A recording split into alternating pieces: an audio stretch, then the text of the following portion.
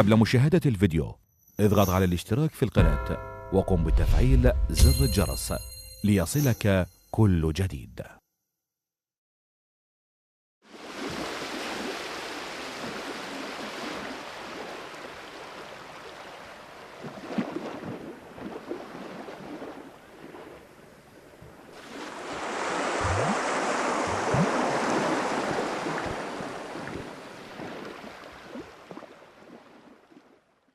يا طاعم المسكين قرص رغيفه، وعلى الطوى غر السنين طويتها.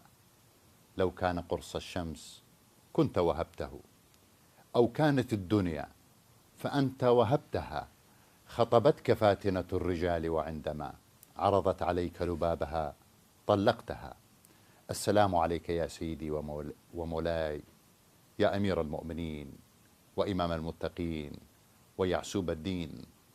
السلام عليك يا من تعجز الكلمات عن وصفك وتعجز الأقلام عن الكتابة في حقك، فأنت من الحق أن يقال عنك أنت بحر الفضائل، بل أنت الفضائل كلها. مشاهدينا الكرام، تحية طيبة معطرة بعطر الولاية لأمير المؤمنين، نرحب بكم فيها بأجمل ترحيب في هذه الحلقة الجديدة من برنامجكم بحر الفضائل. وباسمكم أرحب بسماحة السيد طلال الحكيم، فأهلا وسهلا بك سماحة السيد. أهلا وسهلا بكم والسادة المشاهدين الكرام، حياكم الله. سيدنا، وصلنا احنا الآن إلى بحر الفضائل. الآن نقف على شاطئ هذا البحر الكبير. في الحلقات السابقة كنا نبحث في أسباب تأخير علي بن أبي طالب عليه السلام كمقدمة للدخول إلى بحر الفضائل، وأرى من المناسب أن ندخل في هذه الحلقة الأولى وفي البداية من حديث الثقلين. أحسنتم. بداية تحية طيبة لكم وللسادة المشاهدين الكرام. بسم الله الرحمن الرحيم. حديث الثقلين من الأحاديث التي ذكرها رسول الله صلى الله عليه وآله في أكثر من مناسبة. ذكر هذا الحديث في يوم عرفة في خطبته. نعم. وذكر هذا الحديث أيضا بألفاظ متقاربة في حجة الوداع في يوم الغدير. نعم. وذكر هذا الحديث أيضا في مرض موته. نعم. والجامع المشترك لكل تلك المناسبات المختلفة والمقامات المتعددة التي ذكر بها وأوصى بها وأكد بها وأثقل بها رسول الله صلى الله عليه وآله الأمة في الأخذ بالثقلين، كتاب الله أولا وبعترته وأهل بيته ثانيا. نعم. عندما قال إني مخلف فيكم الثقلين، كتاب الله وعترتي أهل بيتي، ما إن تمسكتم بهما لن تضلوا بعدي أبدا. وفي لفظ متقارب إني تارك فيكم الثقلين. نعم. اللفظ الأول كان إني مخلف فيكم الثقلين. في لفظ ثالث إن الله سائلكم عن اثنين، كتاب الله وعترتي أهل بيتي. سوف نقرأ هناك ألفاظ لهذا النص النبوي الشريف بألفاظ شتى وبألفاظ متنوعة، ولكن في كل تلك الألفاظ، في كل تلك الروايات التي وردت عن المحدثين، عن التابعين، عن صحابة رسول الله صلى الله عليه وآله، الجامع المشترك في كلها هو وجود هذان الثقلان. نعم. الكتاب والعترة، وبلفظ العترة. نعم. كما سوف يأتي في ثنايا البحث إن شاء الله عند الحديث عن دلالة هذا النص، أنه هناك ورد بلفظ وسنتي. سوف نقف على هذا اللفظ من حيث السند ومن حيث الدلالة، لكن الحديث الذي هو فلنقل داخل تحت مظلة التواتر، نعم، هو حديث وعترتي وليس حديث وسنتي. وهذا سيد الكريم، نعم، عندما أقول الذي داخل تحت مظلة التواتر هو حديث وعترتي وليس وحديث وسنتي، أي إني مخالف فيكم الثقلين كتاب الله وعترتي أهل بيتي، هذا التواتر ليس هكذا مجرد فلنقل دعوة جزافا ندعيها، أو هكذا فلنقل مجرد أنه ذكرناه مرور الكرام أو عابرا أو كلمة قلناها. لا، هذا سوف نستدل وسوف نبين للمشاهد الكريم نعم. أن التواتر إنما حصل نتيجة ذلك الكم، يعني تواتر فعلي. نعم. تواتر من حيث اللفظ لكثرة من روى نص الثقلين بلفظي وعترتي وبألفاظ مختلفة كما قلنا، مع وجود ذلك النص، مع وجود تلك الكلمة الأصلية في كل تلك الألفاظ المختلفة، ألا وهو كتاب الله وعترتي أهل بيتي. سمحت السيد، اسمح لي فقط مداخلة بسيطة هنا. يعني أنت ذكرت أن الحديث ورد في عدة أشكال، في عدة صور. نعم. إني تارك فيكم وإني مخلف فيكم وإني سائلكم وإن الله سائلكم. نعم. هل هذا الاختلاف في الرواية هل هو بسبب الرواة، يعني تغير الصيغة، أم أن النبي صلى الله عليه وآله هو الذي غير هذه الصيغة وأراد أن يوصل من كل معنى؟ نعم. في كليهما. نعم. في كل الثابت في كليهما أنه ثابت بالتواتر رواية رسول الله صلى الله عليه وآله المختلفة. نعم. أنه فلنقل خالف وغاير في التعبير، ولكن لم يغاير في جهتي الكتاب والعترة. هو غاير أنه ورد أيضا أنه مخالف، أني تارك، وورد أني مخلف، وأن هذا التارك أو أن هذا الحديث بلفظ تارك أو أن هذا الحديث بلفظ مخلف إنما ورد عن رسول الله صلى الله عليه وسلم كما قلنا بأنه متواترا. فإذا ورد متواترا فهذا ماذا؟ هذا يعطي لك الاطمئنان بأن رسول الله خالف ونوع في التعبير. نوع في التعبير، على أن الرواة كذلك أنهم ماذا؟ أنهم ما رووه عن رسول الله أيضا بذلك التواتر اللفظي والمعنوي أيضا خالفوا. فإذا هذا يعطي بأن رسول الله صلى الله عليه وسلم هو من أول الأمر أنه فلنقل بهذه المقامات المختلفة، مرة في يوم عرفة، ومرة في حجة الوداع، ومرة في أنه مرض موته. وهذا ما طبعا هذا ما فلنقل وجدناه في تراث المسلمين، وما وجدناه في النصوص الشريفة. نعم. في هذه المقامات المختلفة كما قلنا. فالتواتر الموجود سيد الكريم إنما هو تواتر لفظي نتيجة هذه الألفاظ فلنقل الكثيرة التي رواها كثير من الصحابة. عندما أقول تواتر، لأن التواتر شرط التواتر يتحقق على مثلا مقولة أو على قول ابن حزم أنه يتحقق ب4 من الصحابة. إذا روى الحديث 4 من الصحابة فهذا داخل ضمن التواتر. على مثلا قول مثلا فلنقل البعض الآخر على قول السيوطي أنه 8 من الصحابة، أنه إذا روى 8 من الصحابة حديثا عن رسول الله صلى الله عليه وآله يعتبر متواتر. نعم. سوف نجد ونعثر في كتب المسلمين ومن صحاح أهل السنة أن الذي روى حديث الثقلين من الصحابة ليس 4 أو 8، وإنما 20 صحابيا. نعم. روى حديث الثقلين. وأكثر النصوص وردت عن زيد بن أرقم، هو أكثر فلنقل الرواة رووا عن من؟ عن زيد بن أرقم. ولكن هناك أيضا ماذا؟ روايات كثيرة أخرى. نعم. عن أبي سعيد الخدري، عن جابر بن عبد الله الأنصاري، عن زيد بن ثابت. هاي نعم. الأكثر. وهناك متفرقة متشظية عن 16 صحابي الآخرين. طبعا سوف نذكر طرقهم. نعم. سوف نذكر طرقهم والرواة الرواة الذين رووا عن هؤلاء 20 صحابيا: أبو هريرة، مالك بن التيهان، أبي سعيد الخدري كما قلنا، زيد بن ثابت، زيد بن حارثة، عن عائشة ورد عن الزهراء عليه السلام، ورد عن أمير المؤمنين علي بن أبي طالب، ورد عن سلمان، ورد عن أبي ذر. سوف نذكرهم إن شاء الله. نعم. سوف نذكر ومن الذي كما قلنا روى يعني عن هؤلاء 20 صحابيا. أكثر من 20 تابعي روى حديث الثقلين. أكثر من 200 عالم من القرن الثاني إلى القرن الرابع عشر روى حديث الثقلين. والذين ضمن أو الكتب التي ضمت هؤلاء الرواة وهؤلاء الصحابة وهؤلاء نعم. التابعين سيد الكريم إنما هي ليست كتب هامشية وكتب فلنقل بأنها بعيدة عن فلنقل أهل الاختصاص، يعني الذي رواها أصحاب السنن نعم. الصحاح، يعني مثل مسلم، إضافة إلى الكتب المعتمدة. هو الكتب المعتبرة نتحدث كنموذج مثل صحيح مسلم، كما سوف أقرأ رواية من نفس الصحيح. صحيح مسلم روى الرواية هذه عن زيد بن أرقام حديث الثقلين، روى عنه الترمذي في صحيحه. نعم. الترمذي أيضا معد من الكتب الستة التي هي ماذا؟ التي هي معتبرة، والتي لا تروي إلا عن ثقة، والتي هي ماذا؟ التي هي أخذت مأخذ فلنقل الاعتبار عند جمهور المسلمين. نعم. أتحدث عن مثل أحمد في المسند، مسند أحمد يقول عنه ابن تيمية أن أحمد لا يروي إلا عن ثقة، وأن مسنده هذه من الكتب ماذا؟ من الكتب المعتبرة.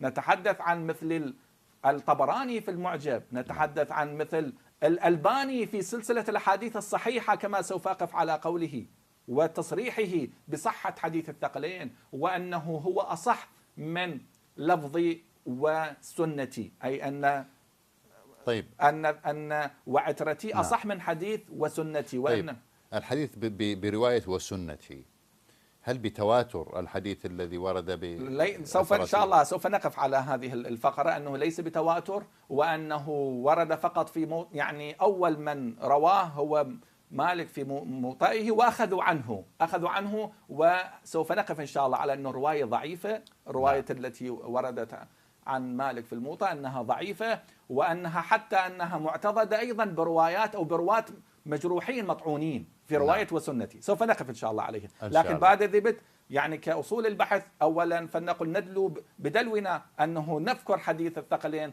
من المصادر التي ادعينا نحن بأنها هي موجودة في صحاح المسلمين، وأنها موجودة في مسلم والترمذي وأحمد في المسند وغيرها، كما سوف نبين للسادة المشاهدين. أول مرة فنذكر هذه الأحاديث ونذكر ألفاظ هذه الأحاديث والعلماء الذين رووا هؤلاء تلك الأحاديث. نعم. وكذلك الصحابة والتابعون الذين رووا تلك الأحاديث. أحسنتم سيد. نعم. صحيح مسلم للإمام أبي حسين مسلم الطبيعة غني عن التعريف. نعم. المتوفي سنة 261 من الهجرة. ذكر الحديث طبعا حديث الثقلين في باب فضائل علي بن أبي طالب. طبعا قد تسأل وتقول بأنه أيضا يتبادر سؤال بأنه نحن الكلام عن فضائل علي بن أبي طالب، والحديث الثقلين ما ذكر اسم علي بن أبي طالب، لكن بما أنه علي بن أبي طالب هو سيد أهل البيت. نعم. ولا يختلف اثنان على كون علي بن أبي طالب هو ماذا؟ من أهل البيت، من أهل بيت النبي صلى الله عليه وسلم. وبحديث الكساء وبنص حديث الكساء. نعم. المتواتر أيضا إن شاء الله سوف نقف عليه، أنه لو كان هناك دعوة من قبل المخالف بأن علي بن أبي طالب ليس من أهل البيت لاحتجت إلى أن أتي بمصادر وأدلة وإثباتات على متفقون على أن أنا طويت هذه بأنه مفروغ منه أن علي بن أبي طالب سلام الله عليه لا يستطيع أحد أن ينكر أو أن فلنقل يخالف كون علي بن أبي طالب هو من أهل البيت محمد صلى الله عليه وسلم. لم يرد ذلك، لم يتجرأ على ذلك، لم يتجرأ أحد على ذلك. فعندما إذن لا نناقش شيء غير مطروح. أحسنت. نعم. فإذن لما نتحدث عن حديث الثقلين فعلي بن أبي طالب سلام الله عليه، يعني عن عترة النبي صلى الله عليه وسلم، فعلي بن أبي طالب هو أول وأوضح وأسبق وأعلى وأكبر مصداق إلى أهل بيت محمد صلى الله عليه وسلم. إني مخلف فيكم الثقلين كتاب الله وعترتي أهل بيت. طبعا سوف نبين للسادة المشاهدين الكرام مفردات الحديث، ماذا يعني بالثقل. إني مخلف فيكم الثقلين أو إني تارك، على اختلاف الألفاظ، أو تارك فيكم الثقلين. سوف إن شاء الله عندما نتحدث عن دلالة الحديث وأبعاد هذه الدلالة وماذا أدخلت تحت مظلتها هذه الدلالة، إن شاء الله سوف نبين ونسلط الضوء على معنى الثقل وعلى معنى العترة وعلى معنى أنه لن يفترقا حتى يرد عليه الحوض. سوف إن شاء الله نربط في مفردات الحديث إن شاء الله في وقته. لكن بما أنه اليوم نتحدث عن سند الحديث، لابد أولا من تثبيت العرش ثم النقش، لابد، لأنه نحن ما فائدة بيان الدلالة وإذا كان هو السند ضعيف أو إذا السند كان مثلا مشهور أو مثلا غريب أو إلى آخره. لا. نعم. السند متواتر، وسوف نثبت تواتره بنص علماء أهل الجرح والتعديل وأهل الحديث. أحسنت. مسلم ذكره كما قلنا في باب فضائل علي بن أبي طالب رضي الله عنه، ذكره في حديث رقم 6251. طبعا الرواية زهير، حدثني زهير بن حرب وشجاع بن مخلد جميعا. السند أوصله إلى زيد بن أرقام. طبعا حدثني أبو حيان التابع المعروف، حدثني يزيد بن حيان قال انطلقت أنا وحسين ابن سبرة وعمر بن مسلم إلى زيد بن أرقام. نعم. الذي هو من الصحابة زيد. نعم. بن أرقام. فلما جلسنا إليه قال له حسين لقد لقيت يا زيد خيرا كثيرا، رأيت رسول الله صلى الله عليه وآله وسمعت حديثه وغزوت معه وصليت خلفه، لقد لقيت يا زيد خيرا كثيرا، حدثنا ما سمعت من رسول الله صلى الله عليه وآله. قال يا ابن أخي والله لقد كبرت سني وقدم عهدي ونسيت بعض الذي كنت أعي، لأنه زيد بن أرقام إنما يتحدث في هكذا اللغة بنفس بأنه نسيت، لأنه له طبعا موقف معادي وسلبي من اتجاه علي بن أبي طالب سلام الله عليه، لأنه ما شهد لعلي بن أبي طالب عندما استشهده أمير المؤمنين ودعاه إلى الشهادة في حديث الغدير، أنه هل سمعت من كنت مولاه فهذا علي هذا في رحبة الكوفة.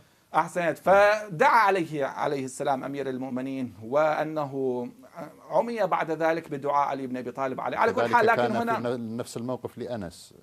أحسنت، هو أنس كتم الشهادة وزيد بن أرقم أيضا كتب الشهادة. لقد كبرت سني وقدم عهدي ونسيت بعض الذي كنت أعي من رسول الله، فما حدثتكم فاقبلوا وما لا فلا تكلفونيه. ثم قال قام رسول، تحدث بحديث الثقلين بعد أنطقه الله، ثم قال قام رسول الله صلى الله عليه وآله يوما فينا خطيبا بماء يدعى خما في يوم الغدير. خم موقع خم، هذا الموضع الذي فيه هذا البئر المشهور، يدعى خما بين مكة والمدينة، فحمد الله وأثنى عليه ووعظ وذكر، ثم قال أما بعد ألا أيها الناس فإنما أنا بشر يوشك أن يأتي رسول ربي فأجيب، وأنا تارك فيكم ثقلين أولهما، ها هنا لم يعرف الثقلين، وأنا تارك فيكم ثقلين من دون ألف واللام، أولهما كتاب الله فيه الهدى والنور، فخذوا بكتاب الله واستمسكوا به، أمر بالأخذ وأمر بالتمسك، فحث على كتاب الله ورغب فيه، ثم قال وأهل بيتي. هذا العطف يعني إن شاء الله سوف نبين الدلالة، لأنه البعض يقول هو أمر بالتمسك بالكتاب وذكر بأهل البيت، عندما قال وأهل بيتي أذكركم الله في أهل بيتي، أذكركم الله في أهل بيتي، أذكركم الله في أهل بيتي، ذكرها ماذا؟ ذكرها ثلاثة. انتهى حديث رسول الله. لأنس له تعليق طبعا على هذا، أنه أراد أن يعمم أهل البيت إلى كل من حرم عليه الصدقة. أنا ما لي علاقة بتفسير عفوا زيد عمم الحديث إلى من؟ إلى هنا انتهى كلام رسول الله، ذكر أذكركم الله بأهل بيتي 3 مرات، ثم أفاد ماذا؟ أفاد تتمة من كلام زيد عندما سئل من هم أهل بيته قال هو كل من حرمت الصدقة عليه. هذا بعد ماذا؟ هذا تأويل وتفسير، مو حجة علينا، تفسير شخصي، هذا رأي شخصي، تفسير شخصي، على أنه سوف نبين تفسير رسول الله صلى الله عليه وآله لأهل البيت من هم. إن شاء الله هناك أدلة أخرى بلسان رسول الله الشريف أنه شخص من هم أهل بيتي، ليس على ما ذهب زيد بن أرقم. إلى هنا انتهى حديث رسول الله عندما ذكر. وطبعا سوف أقف أيضا، لأنه المخالف قال بأنه صحيح نحن نسلم بهذا الحديث، لكن هو قال تمسكوا بالكتاب وقال وأهل بيتي، ما صرح بلفظي واستمسكوا بأهل بيتي، بس احنا عندنا العطف واهل بيتي. العطف ماذا يفيد في اللغة العربية؟ المشاركة في الحكم؟ لا، مو في المشاركة في الحكم، الجمع. عندما نقول مثلا جاء زيد وعمر، هل أن عمرو جاء أم لم يأتي، أم أنه فقط التصريح على زيد لأنه ذكر أولا؟ قطعا أنه عمرو أيضا مشارك في المجيء في زيد. هنا لما عطف بالواو، والواو تفيد ماذا؟ الاشتراك في الحكم. فأيضا ماذا؟ أيضا لما يقول استمسكوا بالكتاب وأهل بيتي، ثم لا، هناك زيادة على أهل البيت عندما كررها 3 مرات، وكأنه رسول الله صلى الله عليه وسلم يعلم بأمي وأمي ماذا سوف يحدث على أهل بيتي وماذا سوف يلقون من الأمة. وفي روايات أخرى تدعم هذا القول. سوف نذكر هذا في صحيح مسلم، وهو قلنا بأنه لا حاجة ولا غبار إلى من؟ إلى أن نبحث عن سند الرواية هذه برجالاتها الذين رووا هذه الرواية عن زيد بن أرقام، لأنه يكفي أنها ماذا؟ أنها في صحيح مسلم. سنن الترمذي وصحيح الترمذي أيضا لا يختلف يعني أهل السنة والجماعة على ماذا؟ على أن الترمذي أيضا من ماذا؟ من كتب الصحاح، وأنه من الكتب المعتبرة عندهم. الترمذي رواه عن صحابيين بلفظين، رواه أيضا عن زيد بن أرقم بتغيير بسيط بزيادة.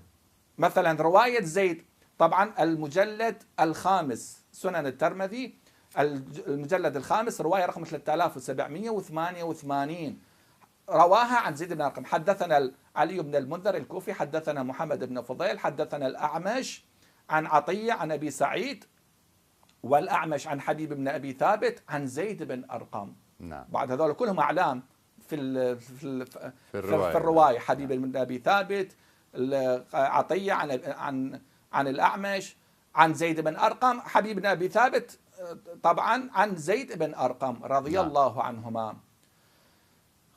فإذا الأعمش رواها عن حبيب ورواها عن زيد بن أرقم، عن هذين. نعم. فعن صحابيين. قال يعني سمعها من هذا سمع من هذا ومن هذا. نعم. رضي الله عنهما، ترضى عنهما هو الترمذي. قال رسول الله صلى الله عليه وآله: إني تارك فيكم ما إن تمسكتم به لن تضلوا بعدي أحدهما أعظم من الآخر. هاي العبارة ما كانت في صحيح مسلم. أحدهما أعظم من الآخر، يعني مشتركان. أحسنت. نعم. كتاب الله حبل ممدود من السماء إلى الأرض، وعترتي أهل بيتي ولن يفترقا حتى يرد علي الحوض فانظروا كيف تخلفوني فيهما. وهذا بعد هنا يفسر ما قطع عنه مسلم في الصحيح، لأنه مسلم استمسكوا بالكتاب، وأهل بيتي ما ذكر عبارة ولفظ واستمسكوا بأهل بيتي، قال وأهل بيتي، على أنه احنا العطف يفيد الاشتراك كما قلنا، وكررها ثلاثا. وهنا بعد جعل التمسك بشكل صريح عليهما معا، وقع على الكتاب وعلى العتر عليهما ماذا؟ عليهما معا، وأنهما لن يفترقا. ما قال أنه لن يفترق الكتاب، هناك تلازم. سوف نبين إن شاء الله الدلالة. هذا ما موجود سيد الكريم في الترمذي. أحمد في المسند، مسند أحمد كما قلنا أنه تصريح ابن تيمية على أنه على حجية مسند أحمد، وقال أنه لا يروي إلا عن ثقة أحمد بن حنبل. طبعا روح على أكثر من صحابي. أنا ما قريت عفوا، بس قلنا بأنه الترمذي روى عن حبيب بن ثابت وعن زيد بن أرقم، روى أيضا عن جابر. نعم. في نفس الباب في مناقب أهل البيت رواية 3786 الترمذي رواها عن جابر أيضا، صحابي ثالث. نعم. هل بنفس الصيغة؟ لا، تختلف. نعم. قال حدثنا ناصر بن عبد الرحمن الكوفي إلى حدثنا زيد بن الحسن هو الأنماطي عن جعفر بن محمد عن أبيه عن جابر بن عبد الله الأنصاري قال: رأيت رسول الله صلى الله عليه وسلم في حجته يوم عرفة. نعم. هناك كان في يوم في قضية أنه في خم. نعم. وهنا في يوم عرفة، قلنا في أكثر من مناسبة. وهو على ناقته القصواء يخطب، فسمعته يقول: يا أيها الناس إني قد تركت فيكم ما إن أخذتم به لن تضلوا، كتاب الله وعترتي أهل بيتي. بس الآن نحسب إلى الآن ثلاثة من الصحابة: زيد بن أرقم وجابر بن عبد الله الأنصاري وحبيب بن ثابت. نعم. زين، هذا من الترمذي. أحمد قلنا أحمد رواه أيضا عن أكثر من صحابي. مسند. طيب احنا عندنا أقل من 3 دقائق سيدنا، يعني نعم. إذا تأخذ الرواية في نأخذ الساعة حدود هذا الوقت. رواه أيضا هاي نفس رواية مسلم، رواه عن من؟ رواه عن زيد بن أرقم. نعم. الرواية طبعا موجودة في المجلد 7 مسند أحمد بن حنبل. ذكره عفوا، نأخذ في هذا عفوا المجلد 5 عن أبي سعيد الخدري. نعم. المجلد 5 عن أبي سعيد الخدري، رواية رقم 11402. حدثنا عبد الله حدثني أبي حدثنا إلى أن قال عن عطية عن أبي سعيد الخدري قال رسول الله صلى الله عليه وآله: إني تارك فيكم الثقلين أحدهما أكبر من الآخر، كتاب الله حبل ممدود من السماء إلى الأرض، وعترتي أهل بيتي وإنهما لن يفترقا حتى يردا علي الحوض. هذا عن من؟ نعم. عن أبي سعيد، فصار الرابع، الصحابي الرابع. وهنا تطابق فيما ذكرت في صحيح مسلم. أحسنتم. نعم. أنه أيضا أوصى بالكتاب وأوصى بالعترة وأنه لن يفترقا. قلنا أنه أكو مجال بعد له عندنا دقيقة. أيضا رواية أحمد في المجلد 9 الآن قبل قليل 7 عن أبي سعيد الخدري، 9 عن زيد بن ثابت. نعم.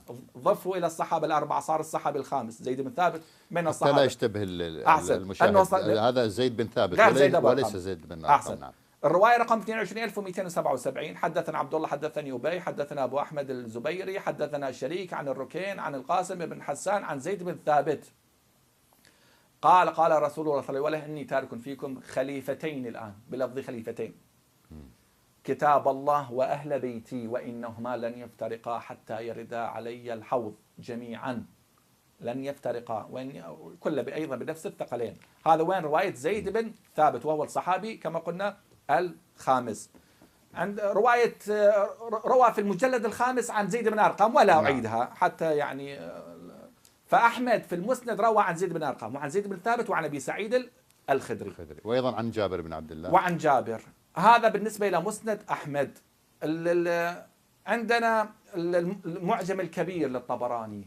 نعم. معكم مجال دقيقة لا سيد نوجه يعني على الحلقة الأخرى. بالتأكيد احنا الخلاصة هذا طويل. نعم. أي نعم. الخلاصة نعم. أن حديث الثقلين سيد الكريم من حيث السند تواتر من حيث اللفظ، ومعنى التواتر اللفظي أن هذا النص قد رواه أكثر من محدث بأكثر من ماذا؟ بأكثر من طبقة.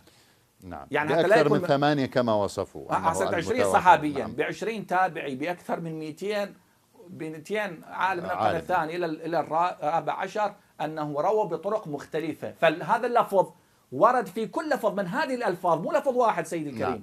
كل هذه الألفاظ المختلفة كل واحد منها تجد أقل شيء يعني هناك 4 من الصحابة قد روى هذا اللفظ. السيد يعني. فمن حيث اللفظ تواتر، ومن حيث المعنى وجدت الجامع المشترك لهذه الأحاديث ما هو عبارة كتاب الله وعبارة ماذا؟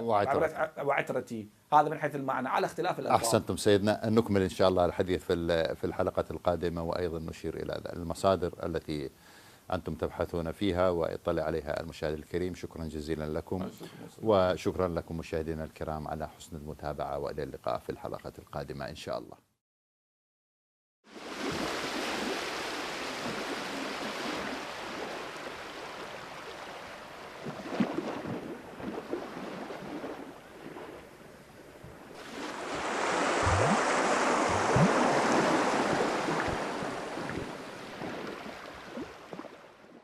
عزيزي المشاهد، لا تنسى الاشتراك بالقناة والضغط على زر الإعجاب بالفيديو، وقم بتفعيل زر الجرس ليصلك كل جديد.